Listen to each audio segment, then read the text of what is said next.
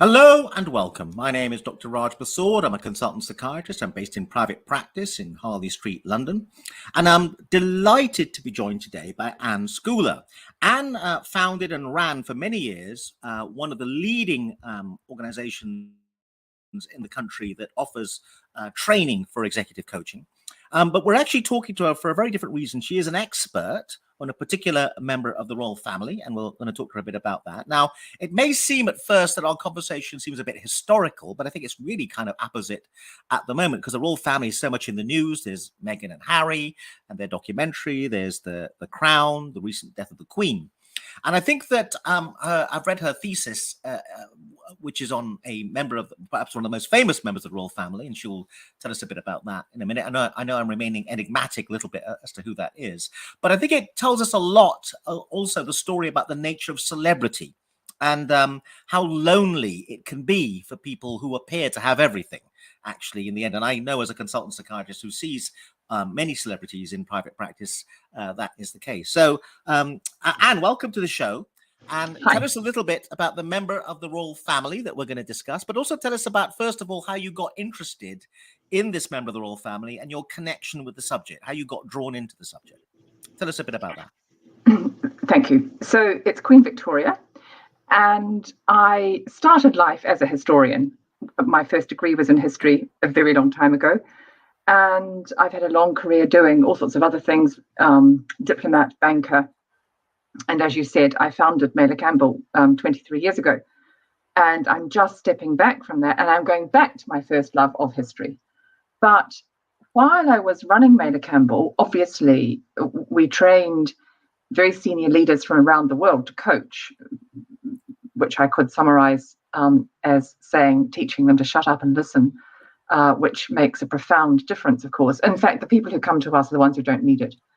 But while I was there, of course, I was extremely interested in global female leaders. It occurred to me that Queen Victoria was the first global female leader. And nobody had really studied her from the work, the business, you might say, side.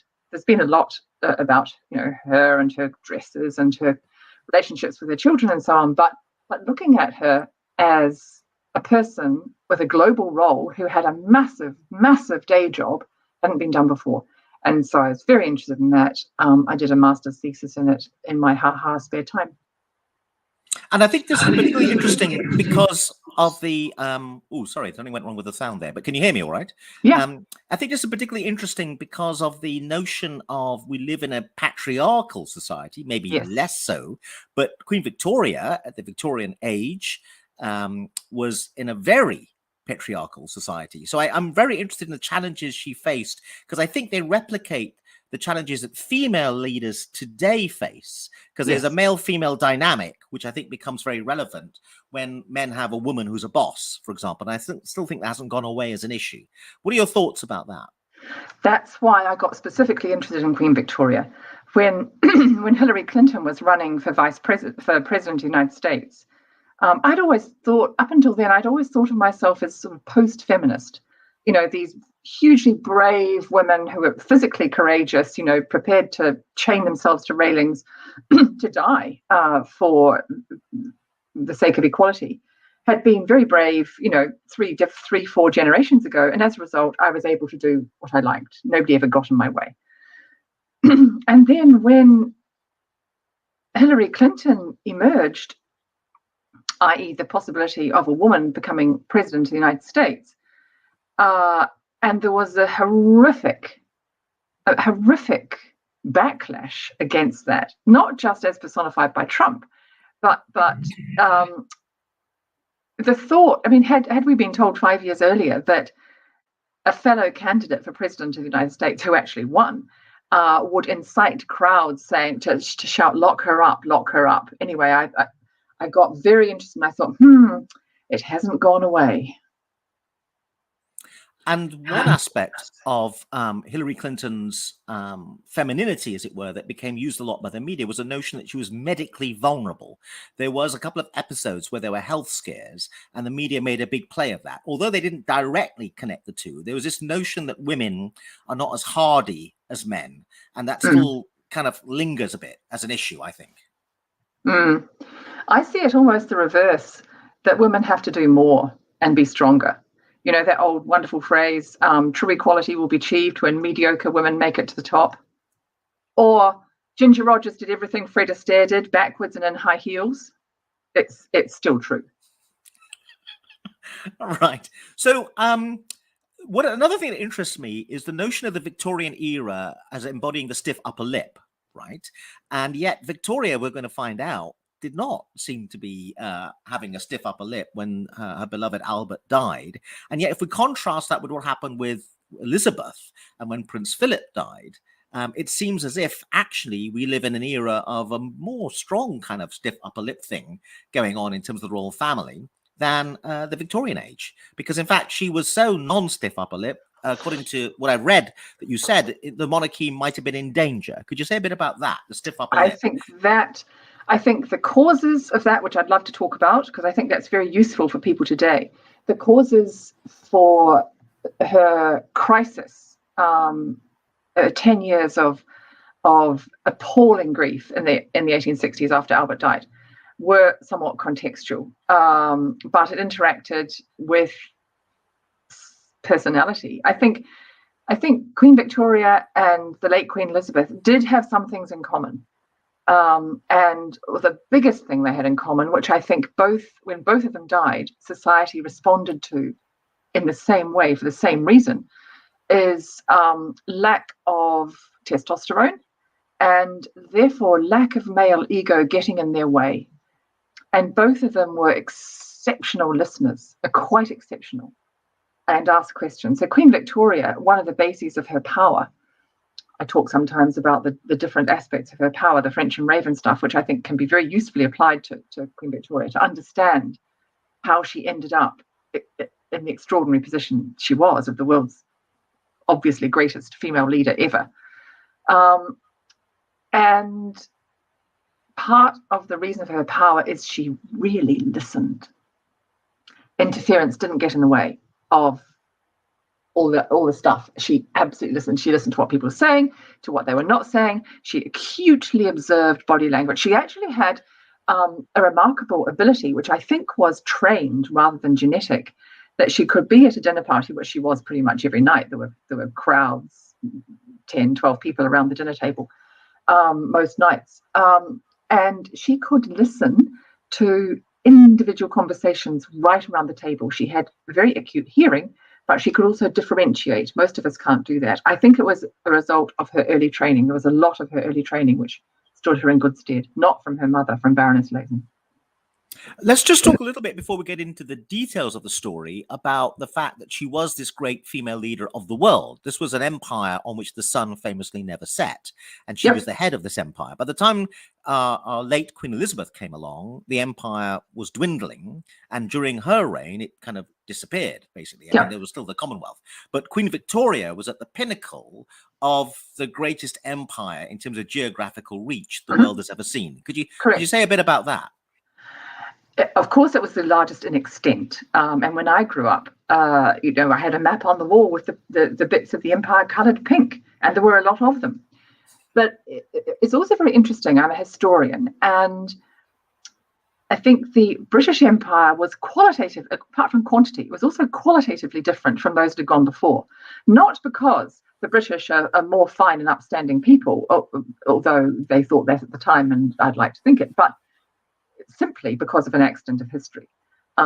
It was far more liberal than the Spanish seaborne empire or the Portuguese seaborne empire or the Dutch empires, which had gone before, and of course far more than the Roman, simply because it was a creature of the 19th century and very affected by the great waves of evangelism and equality and anti-slavery. This was the generation that fought passionately against slavery and the abolition of it. It had started earlier. It started in the 1780s, but the baton was picked up, handed from one very brave and courageous person to another, black and white. And it was,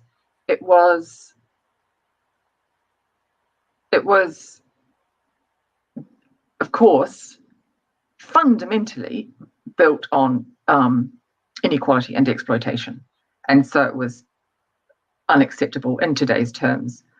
But comparatively, it was also a source of some good. Okay, but I find it interesting that you should say that it was the more liberal of the empires, because today the reputation is that it was quite cruel and regressive. It was. And racist, just others were things more like cruel. That. Okay. But the problem with discussion today is that history is not taught the way I would like to see it taught. In schools, people have bite-sized chunks. There seems to be an awful lot of Henry VIII and an awful lot of Hitler. And I don't have children myself, but I'm very interested in this. And I keep talking to the young people that I come across, and it seems not to have changed. They don't have a sense of the development of constitutional law, Magna Carta, the fact that the barons stood up to King John in 1215 and 16 and 21, and that there has been a stroppiness on this island for a very long time. Many ills, many evils, but some interesting themes as well. So you're describing the Victorians as liberal, which is fascinating, because I don't think of them as liberal. I don't think most people think of them as liberal. Well, some were, some weren't, of course. I'm only contrasting them with previous empires in the 1800s, 1700s, 1600s, and 1500s, which were less so, simply because they were a product of their time as much as the Brits were a product of the 19th century. So I'm not ascribing any great credit to anybody. It's just a historical fact. So, and as an example, in the difference between Australia and New Zealand. Australia colonized, settled, overrun, attacked, exploited, whatever phrase you want, in the 1700s, hence the abysmal treatment of the Aboriginal people. New Zealand, several generations later, the Treaty of Waitangi, 1840, by which time the evangelical movement and the anti-slavery and many different the rise of Methodism, many different tides in history caused there to be just a fundamentally different mindset. I mean, the Treaty of Waitangi was meant to be, in fact, it wasn't, of course, but it was meant to be a contract between equally contracting parties. It's very different from 1740, but very imperfect. So let's talk about Queen Victoria before the death of Albert, because that leads up to what happens after the death of Albert. Tell us a bit about herself, her reign, her childhood, her life before the death of Albert, and her relationship with Albert. Yeah. So Queen Victoria, I sometimes say, was born twice. The first time in 1819, and she came to the throne in 1837, age only 18 years, 3 weeks, and a couple of days. But the age of menarche was much later then, so functionally you could compare her much more with something like a 16-year-old girl today. So think of a 16-year-old girl, better educated than most girls at the time, much worse educated than all educated men, but highly conscientious, keen, huge physical energy. She had great stamina, great physical energy, and she had had a very oppressive childhood. Her father died when she was 8 months old. Her father was very bright. Her father, fascinatingly, the Duke of Kent, was very interested in socialism. So had he lived, we might have had the first socialist king, which would have been interesting. However, he didn't. But her mother was an airhead. And her mother was, for whatever reason, and her own background is obscured by the loss of a lot of documentation in the Napoleonic Wars. But her mother had a very bad habit of attaching herself to inappropriate men. And during Victoria's childhood, she'd attached herself to Sir John Conroy. He had her in what we'd now call coercive control. I think that's pretty clear. And they looked on Victoria, the heir to the throne, as the only card that they had to play. And they played it in a very strange way. They kept her away from the court. They locked her up. They stopped her from seeing anybody else. They tried to control access to her totally, which of course had the paradoxical effect of making her very strong and very resilient and very determined not to be controlled by her mother and Sir John Conroy. She loathed Conroy.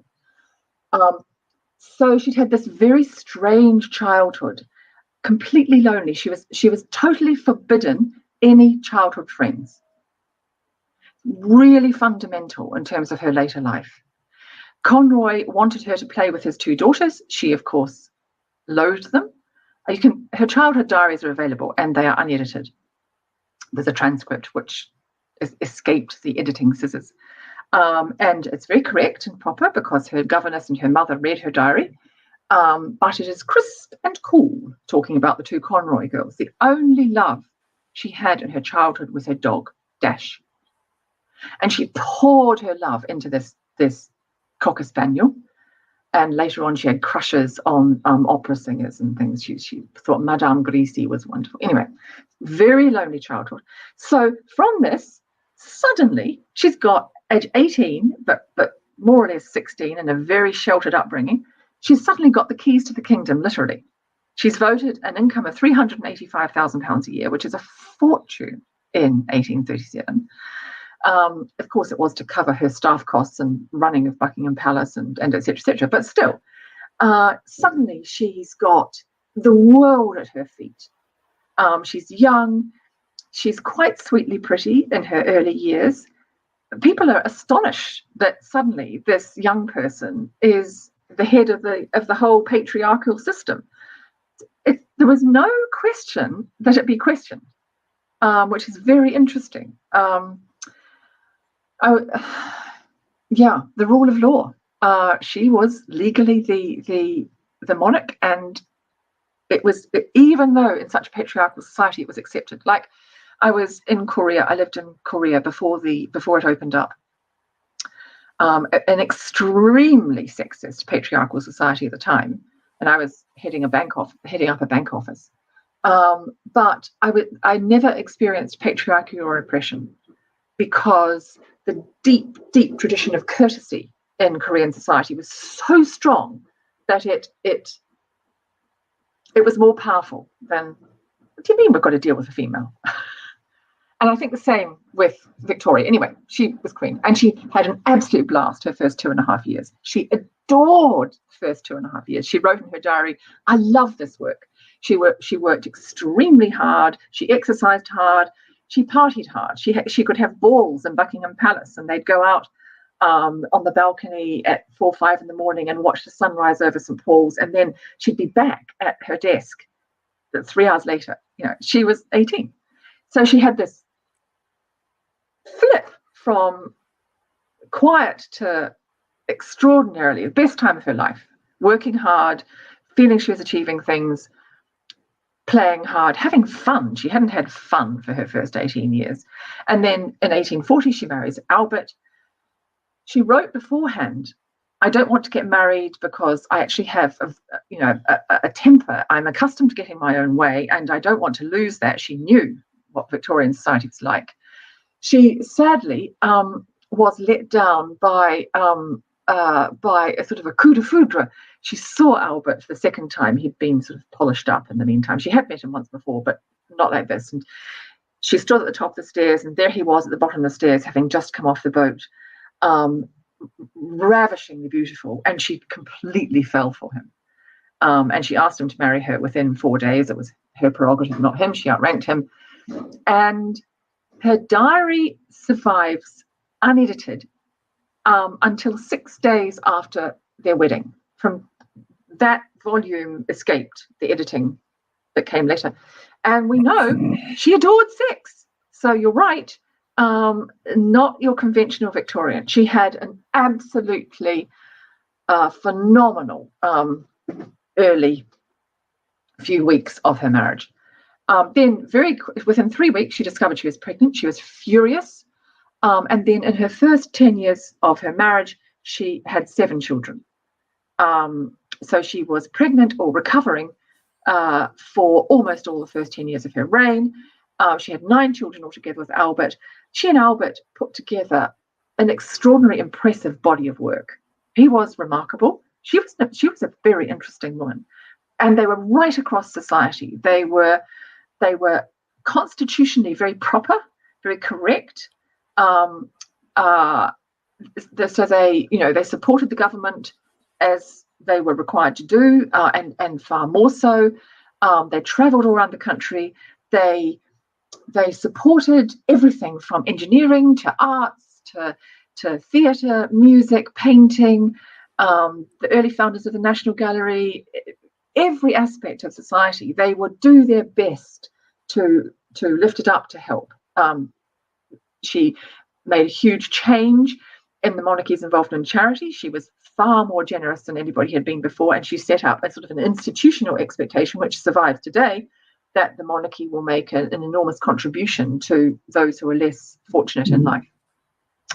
And she thought, and the culmination of all this was that perhaps out for Albert was the 1851 Great Exhibition, which was his idea. He managed it. He was a brilliant manager, and it was completed on time, under budget, and delivered. It was a great project. They could do huge projects in those days. I'm not quite sure what's happened to us. And she was expecting a long life, fine. And then suddenly, age 42, he died. Very, very suddenly, of typhoid, the drains at Windsor. Yes, she maybe should have seen it coming a bit. He had been hideously overworking. He did not look pretty by the time he died. He was fat and puffy and clearly stressed and drained and tired. But the doctors who had colluded with Albert's emotional abuse of her, which I'm sure you want to talk about, were too scared to tell her the truth. And the doctor said to her at 11 o'clock in the morning of the 14th of December, he'll be fine, he'll get through this. And he died at 11 o'clock that night. And she was thunderstruck. So you mentioned physical abuse, emotional abuse. Emotional abuse. Yeah, tell us a bit about that. So her childhood, Sir John Conroy, she loathed Sir John Conroy with such a passion that it does make one ask questions. Certainly Jane Ridley, who was my supervisor for my thesis, I was very privileged, the greatest living British biographer and historian, in my view. And Jane Ridley has gone on record to say that the child was unquestionably a victim of emotional abuse. The language in Conroy's diaries is foul. His treatment was abusive of both the mother and the daughter. To give one example, she had what might have been typhoid, they're not quite sure, when she was 16 in Ramsgate when they were there on holiday. Again, probably the drains. And she was coming up to age 18. Now, age 18, she would have not required a regency. So age 18 is the age of majority for succeeding to the throne. And they're only 18 months away from that. So the mother and Conroy were panicking because they were desperate to get her to sign a document saying that she was not mentally fit, and she would, even after she came of age, she would give them the regency. They wanted the power, they wanted the money. And Conroy came into her room, which is very, very unusual for a Victorian man with a young girl. Baroness Lazon, the rock without whom Victoria would not have got through her first 18 years, came with him. He screamed at her and screamed, ordering her to leave the room, and she refused. But Conroy came in and stood over Victoria when she was ill, very, very ill with typhoid. Her hair fell out. She lost 2 stone as a child. She was very, very ill, and threatened her to sign this form. And she had the courage and the strength not to sign. It was just one event. It was horrible. Then totally different. When she was married, the patriarchal society. You've got a woman who's 4 feet 11 tall, and she's the head of the army, she's the head of the church, she's the head of the government. And nobody tried to depose her in favor of a man, but there was all sorts of passive aggressive undermining and conspiring and seeking of power. Albert took her power. Jane Ridley believes that he kept her pregnant in order to do that. So he got keys to red boxes. It was named that if she died in childbirth, which was statistically quite a high chance in those days, he would be regent, sole regent, nobody else. Then he started seeing ministers, and then he started seeing ministers on his own, etc., etc., etc., etc. But what he also said to her, which was gaslighting, was she did have this furious temper. Well, he's nicking her job, and they would have blazing rows, and he wrote her notes afterwards, and he addressed her, "Dear child," good start, but he accused her of, he said, "You're very close to being mentally ill," and the doctors also said, if you don't calm down, if you don't, stop trying to do this queen business, just go home, dear, and just, do some knitting with your children. Not exactly, I overstate, but the doctors did express concern about her going mad.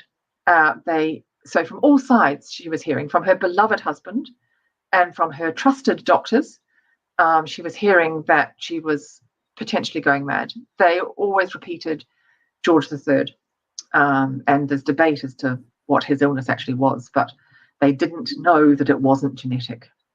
So instead of just being seen as a woman who's absolutely furious that she's being kept from her birthright, she was told she was going mad.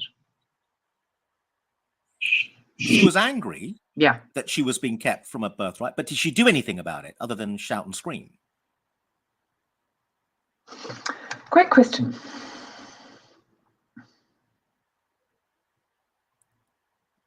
Yes, and the most important thing she did was she kept her dignity, and she took precedence on all occasions, and she held herself, even though she was 4 feet 11, she held herself with such extraordinary dignity and presence that people constantly write about it. It's often the first thing they write about when they've met her in their diaries.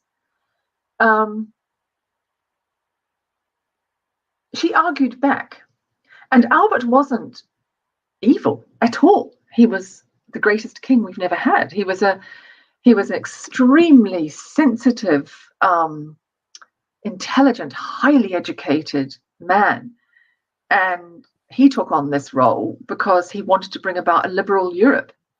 So Albert was one of the wellsprings of liberalism in England and attempting to be in Germany. He wanted to see Germany unified under a liberal regime. Of course, it did end up unified under the least liberal regime, namely the Prussian state, which led to the First and Second World Wars.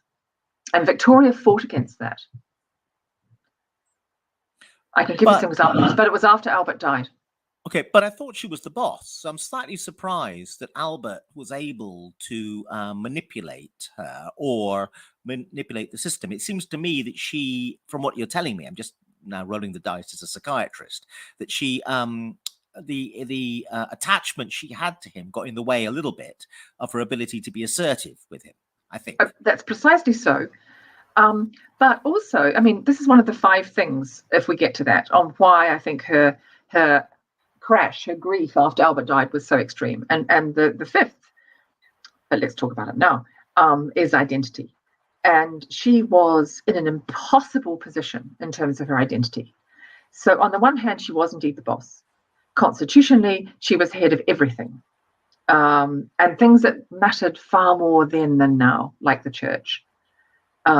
Deeply significant that she was the head of the church in England and Scotland, as well as the army and the government, and etc., etc., etc., etc. But the 1860s in particular were the high point of an extreme reaction, in a way, to the Industrial Revolution, to the horrors of the Industrial Revolution, which were present for almost everybody. Everybody could see how frightening and how polluting and dangerous the early Industrial Revolution was. And as a sort of a compensation, there was an intensified sense that a woman's place was in the home. And particularly in the 1860s, there was this move that a woman should be, quote, the angel in the house. Now, you know what angels do? They don't fight back. They're quite insubstantial. And remember, Victoria's conscientious. She's a good girl. She wants to do a good job. So she's signed up to marriage. She regards it as a profound, lifelong spiritual vow. And she's also signed up to be queen, which she also regards as a lifelong spiritual vow. And they are directly in contradiction. As queen, as head of state, she should be out there. As wife, to be a good wife and a good mother, she should be silent at home. It's irreconcilable. The very interesting picture I'm getting from you is that these were two quite competent people managerially and so on, and as executives, corporate executives, let's put it that way. Yes. So how do I put this as delicately as I can? The modern view of royals, I think all over the world and closer to home, is that they're decorative and there are people who provide a key role in pomp and circumstance at state occasions. But the notion that they are running Goldman Sachs in a competent way, let's put it that way, is not around. And yet these people, as you described them, were competent and running stuff. They could have taken the easy route of just riding horses and going shooting and having lovely dinner parties. But they seem to want to actually help run the country. What was going on there? Not so much run the country, because they were not at all run the country. They were very, very clear, both of them, on their constitutional role. Albert less than Victoria. Albert had a more German view. After he died, Disraeli said, had Albert lived, we would have enjoyed the blessing of autocratic government. Disraeli's full of good lines. But no, they wanted to make a difference. So they're very 21st century. So reforms in the army. There was not an army medical hospital. So, if the army goes away to fight, lots get injured. Albert and Victoria, because they started before Albert died, but she continued afterwards, campaigned, and Netley Hospital in Hampshire was built as a direct result of their initiative. That shouldn't there be a specialist military hospital?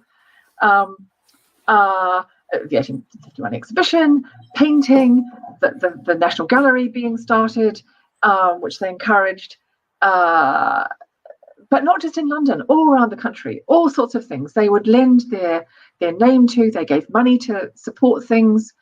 They were very active. But this idea that the royal family has a symbolic role rather than an administrative one started in the Victorian era, because her power declined, her formal power declined during her reign very considerably. The major Reform Acts in the 1830s, and then particularly the 1867 Reform Act and the subsequent ones, meant that it was the beginning of democracy. Well, half democracy, men voting.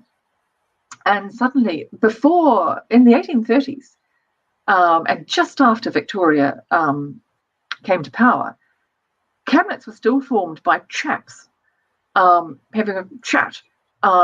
It was done internally within the cabinet. And with the Reform Acts, they had to look outwards. Parliament was actually representing more people. It had always represented some people, but it was representing more. So she lost a great deal of her power in formal terms, but she gained informal power. The huge involvement in charity and the arts and so on. So actually, Bagehot, the constitutional journalist, he's always quoted as an authority on the Constitution. He's no such thing. He was a journalist. But he wrote about the difference between the efficient and the decorative, and said that monarchy had both sides, but the efficient shrank, and it became largely symbolic. So you've got this very competent, resilient woman. Albert dies, albeit unexpectedly, and she was very attached to him. And then she, if I can put it this way, crashes and burns. So tell us a bit about that. Tell us what happened. She completely crashes and burns. So People knew how attached she had been to him, and they were terrified of anything happening to him. They knew that her attachment to him was quite disproportionate. And it happened. She almost completely fell apart. She wrote in her diary, I mean, when I was writing my thesis, it was so difficult not to put quote after quote. She was a stunning writer. If her diaries hadn't been edited, she would have been the Pepys of the 19th century. She was a fabulous writer. She had such a turn of phrase, and she told it like it was. Honest, in terms of strengths inventories, her top two strengths, I think, were physical resilience and honesty. And she could write well and told it straight. So her diaries were brilliant. So she writes about the agony of her of her loss from Albert. Now, of course, your husband has died. You're only 42. You're left with 9 children and an empire and country to run. But her loss was disproportionate. Her personal agony was extreme. She wrote about suffering wave after wave of screaming pain, of loss. She would stand at Osborne in the middle of February on the Isle of Wight and look out at the cold grey sea and wish she was under those waves. She constantly longed for death herself. She withdrew. She pulled herself right back like a wounded animal. She hid in Osborne or Balmoral or anywhere, which made it very difficult for the politicians. But her personal grief, it wasn't just her, it affected the monarchy. So in the 1860s, yes, a widow should mourn, should not be visible for 2 years. Yes, they gave her that. But when, after that time, 1863, 1864, they realized that we're not going to have all these parties and balls and things that we used to have, the tradespeople are not making as much money as they were making, and lots of mayors around towns, wives are giving them grief for, how come we don't get to go to Buckingham Palace anymore? Anyway, the chorus of frustration and opposition started to come up. Somebody hung a sign outside Buckingham Palace saying, "To let, owing to previous owner going out of business." Sir Charles Dilke made a famous rabble-rousing speech. A member of Parliament made a speech in Newcastle advocating the abolition of the monarchy and the formation of a republic. France had become a republic in 1870. And there were Republican clubs all over Britain. It got so bad that her children wrote her a letter, and which began, "Your Majesty," but continued. I mean, I summarize, "Mother, you are endangering our legacy. Get a grip, get out there." So she had to be seen, and she didn't. And she withdrew totally, the widow of Windsor, for 10 years. And the extraordinary thing about it is then she did recover. She went to a place so dark that a lot of people don't come back. And she came back. So almost she was born again, born for a second time. And she lived actually 40 years, almost 39 years after Albert died. And in this later part is when you see her fully blossoming, which is the piece we never hear about Queen Victoria. Little fat woman on statue. But she was extraordinary in those last 39 years. But the first 10 of them were lost to grief.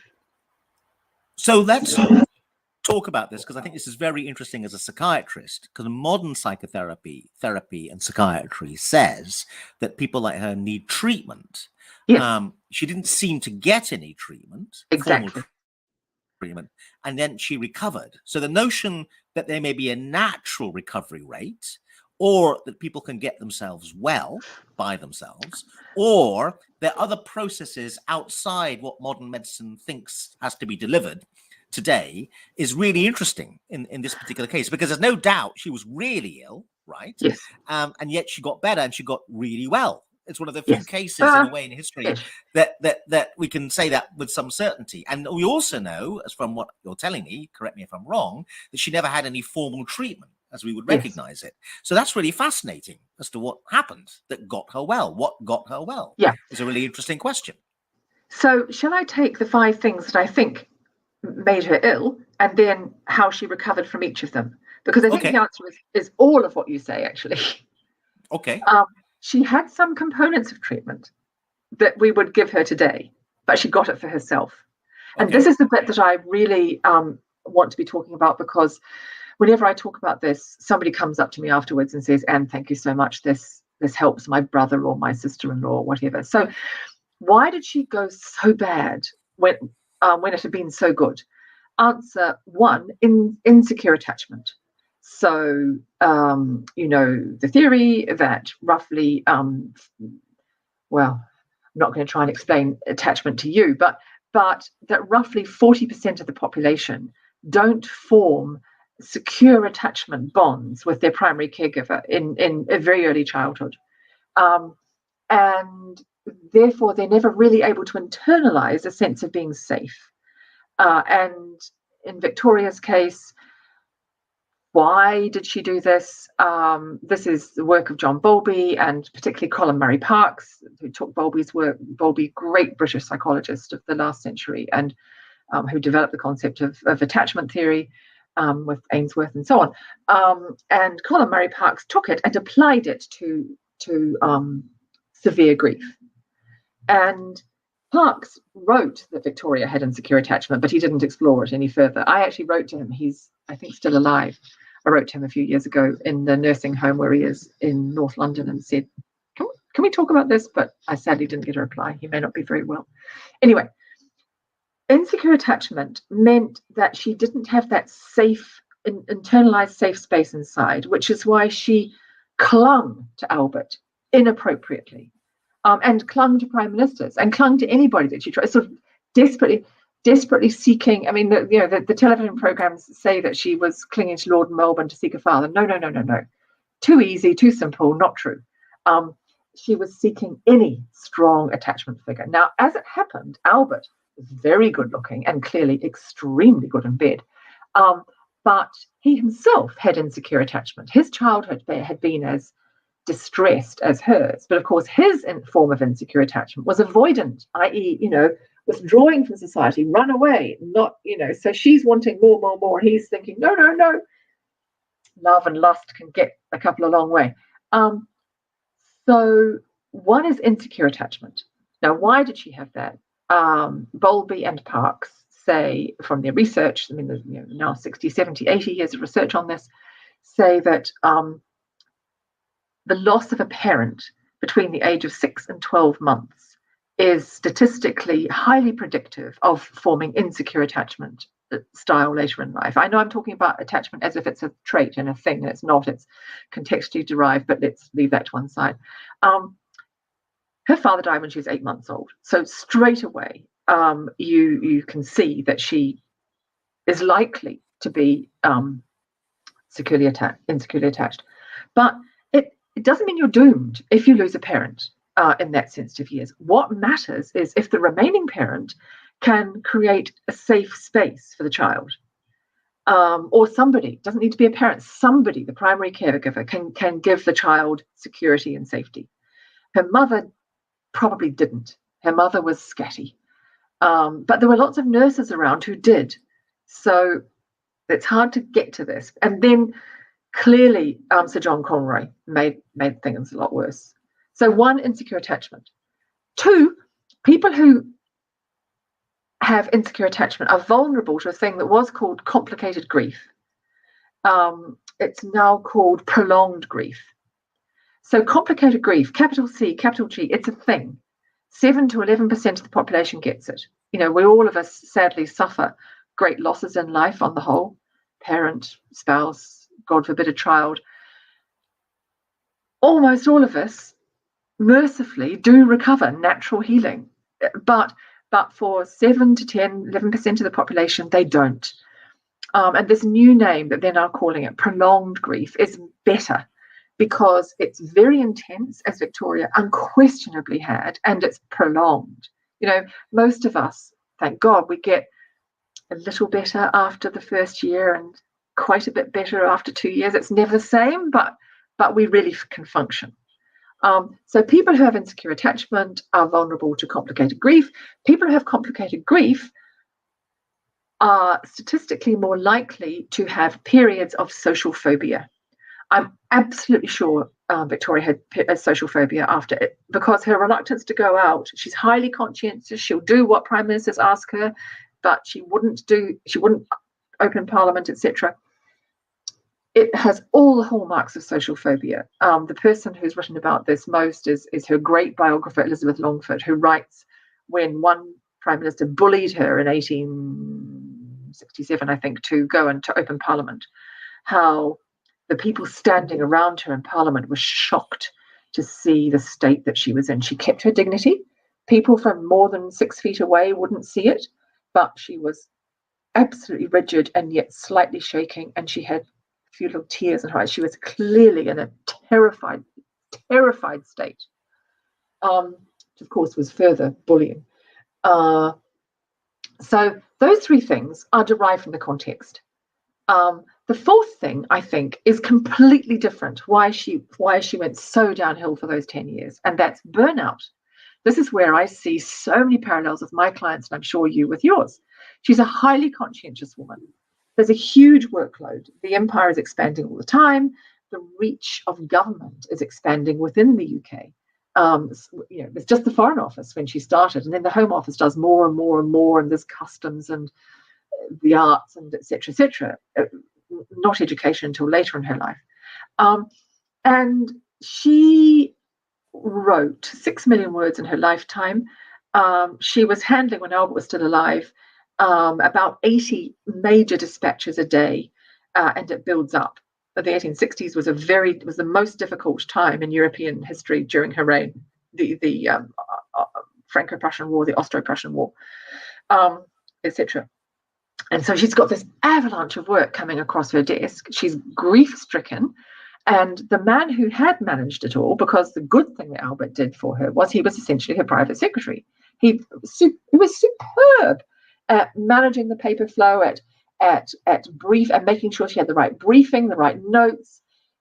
He would start work at 5 or 6 in the morning every morning. So by the time she got to her desk at 8 or 9, there'd be piles, tabulated, annotated, speaking notes, etc. And this is what our clients expect. This is what a chief executive must have with the avalanche of work coming across them. So Albert's taken away. She's got nothing.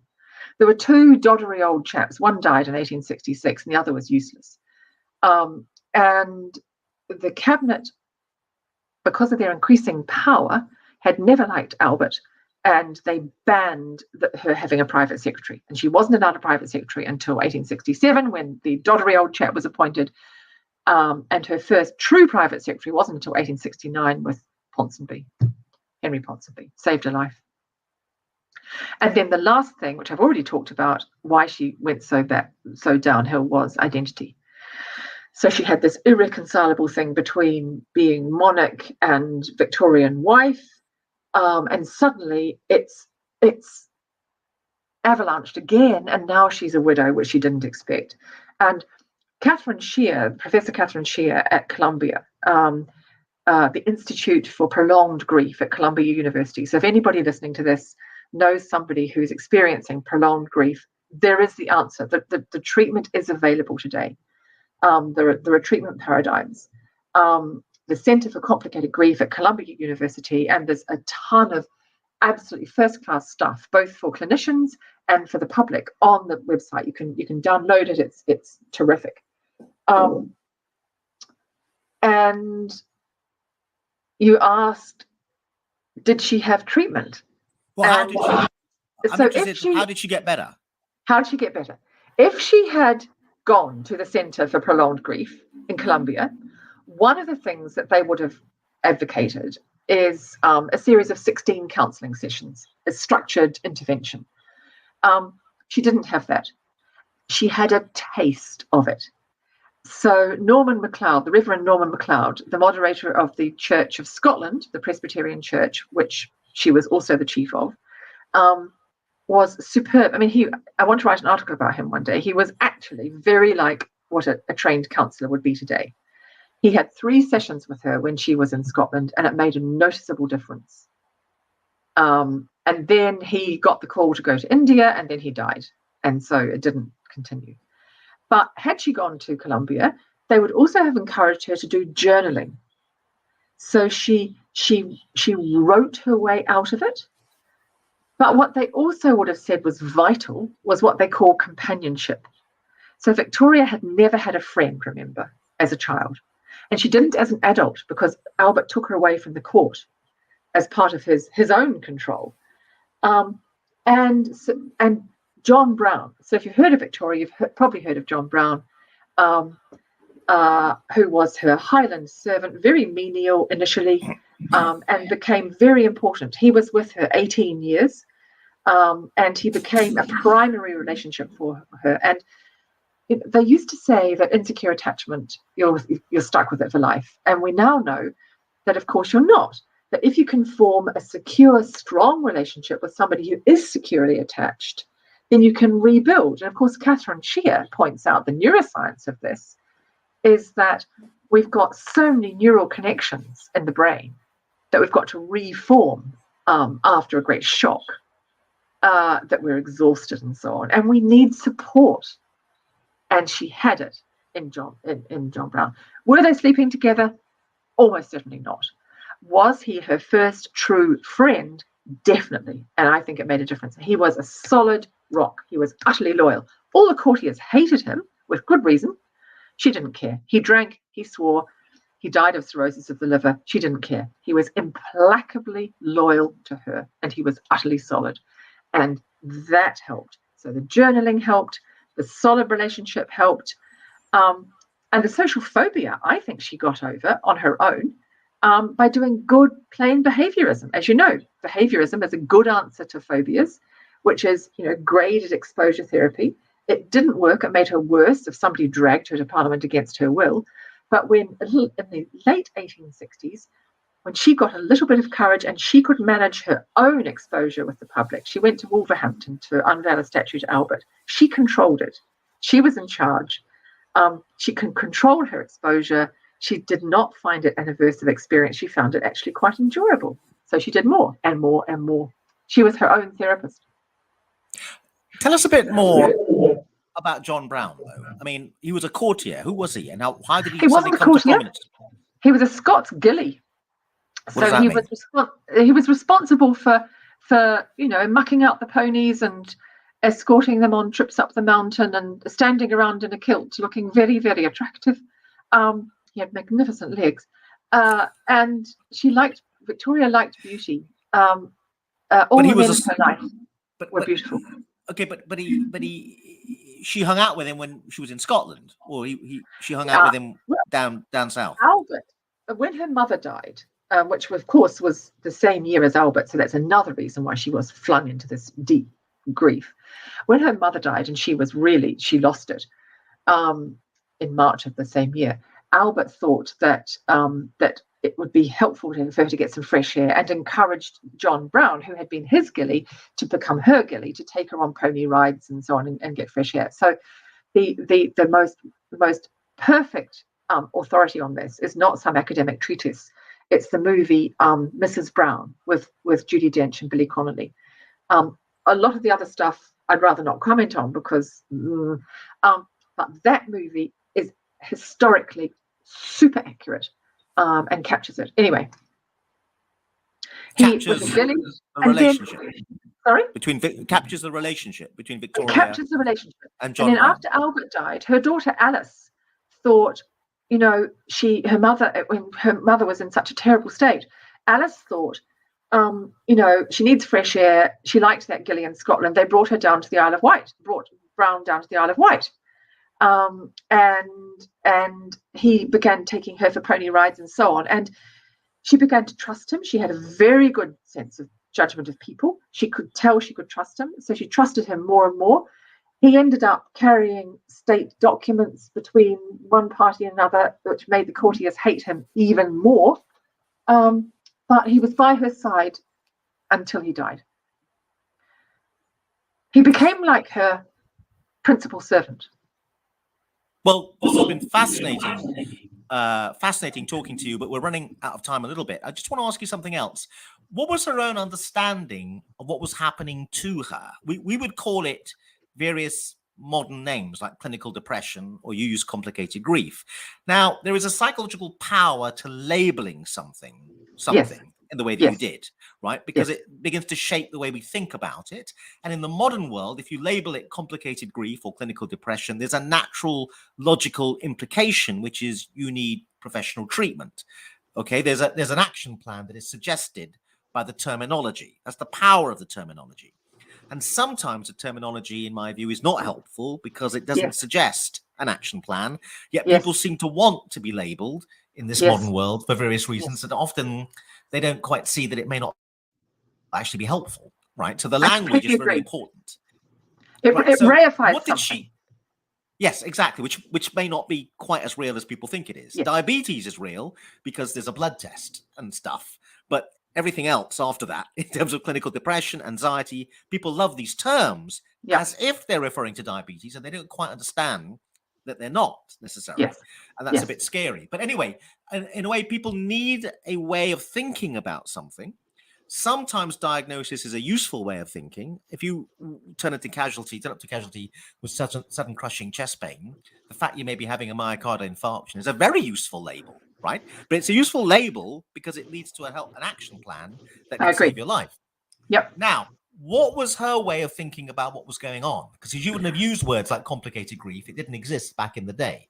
So, and we're running out of time, so I'm loading up all the questions very quickly. The other thing that I find really fascinating, because I think your story, which has been well told by you, tells us something really interesting about the nature of psychiatric disorder, which pertains to this day, which is she was the top of the greatest empire the world had ever seen, and yet she could be ill for 10 years without treatment. Whereas if she'd had other disorders, a whole set of other doctors would have turned up. So it's interesting how psychiatric disorder can elude treatment, even at the center of a huge amount of resources. Anyway, back to you. How did she perceive it? She had something which I call meta-analysis, a meta-perception. So she could see her own situation. She saw what Albert was doing to her. She loved him, but she saw that he was shaping it his way. She was amazing. The reason I like the term complicated grief is exactly what you say. It may make a thing which is not a thing. However, it points people to where they can get help. I think had she got better help, had she seen Catherine Shear, her suffering might have been shorter. But she's an amazing case study because she did it on her own. She got there. She flourished. And she had the scales were so against her, and she still flourished. And again, what is fascinating about your story is she becomes an inspiring figure in a way I never would have thought of her as inspiring, not because she was the head of the greatest empire the world has ever seen, but because of this personal battle, the overcoming of the personal demons, I think. That's what's so interesting. And her personal character. She, like Queen Elizabeth, knew that the adulation was for the role and not for the person. She was personally humble. Do you think there are any other lessons in the minute and 40 seconds we've got left that we might draw from her story? Yes. My female, very senior leadership clients have even today, put up with not having the right support. Victoria suffered because of not having proper private secretaries. And it made a big difference when Henry Ponsonby arrived. And too many women still put up with not having the right support that the comparable men in comparable roles would demand. Anything else?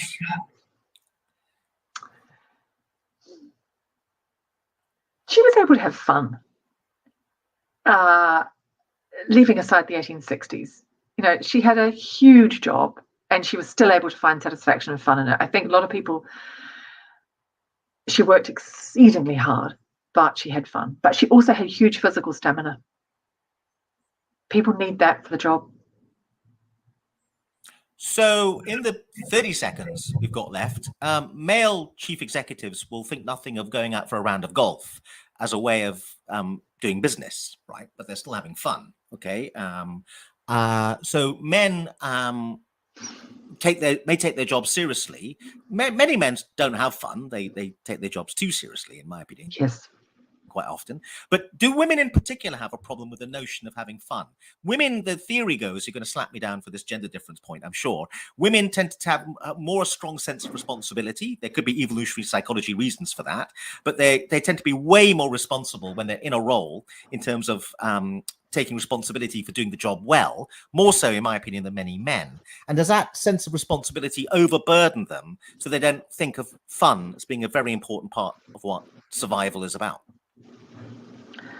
Possibly in the past, but there are some extraordinary examples now among Mailer Campbell graduates. I was just reading the graduation essays this week, and there's some young women who are having a blast, who are running the world, having a blast. We've got to think about closing. We're over time. Anne Scoular, thank you very much indeed. A lot of the material you've been talking about, her diaries and letters, I think are available freely online. Is that right? Correct. Yep. And so they can look for that. And can they, if they want to read more about your Victoria work? Diaries. But if they want to read more about your work, can you tell us a bit about what they could do? They could go and look at the website for the coaching organization. What else could they do if they want to follow? Look on the Mailer Campbell website. I've got a longer version of this lecture, which is on the Mailer Campbell website. That's Meyler Campbell, Campbell. It's all there.